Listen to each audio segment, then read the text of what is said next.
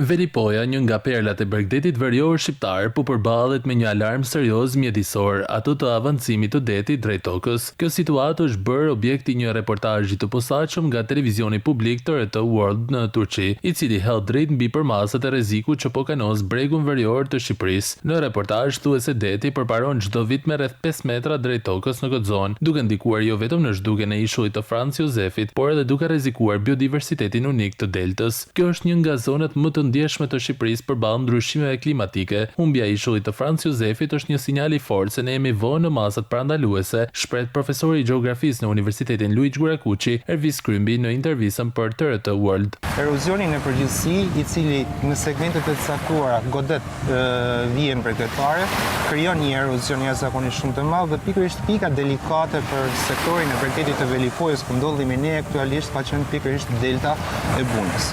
Në 2015 kanë qenë momentet e fundit të ekzistencës së këtij ishulli dhe pastaj ka ndryshuar i gjithë konfiguracioni i deltës së Bunës në përgjithësi. Pungesa e sedimenteve, ndërhyrja shpesh pa kriter në rrjetin hidrografik, në rrjetet e lumeve, marrja e këtyre sedimenteve nuk bën gjë tjetër vetëm se prish ekuilibrat e caktuar natyror dhe pastaj hasemi pikërisht me këto fenomene negative në territor. Pamjet ajrore të publikuar në reportazh tregojnë humbjen e ishullit të Franz Josefit, teksa dallgut përplasen mbi ato që dikur ishte tokë rrethuar nga deti. Reportazhi i medias publike turke ngre alarmin se Velipoja dhe zonat të tjera përreth rrezikojnë të humbasin jo vetëm plazhe, por edhe funksionin turistik dhe ekologjik që ato kanë. Në përfundim të RT World i bën thirrje institucioneve shqiptare të ndërhyjnë me investime konkrete për mbrojtjen e ekosistemeve bregdetare, sidomos në zona si delta e Bunës, ku pasojat e ndryshimeve klimatike janë tashmë të dukshme dhe të dhimbshme.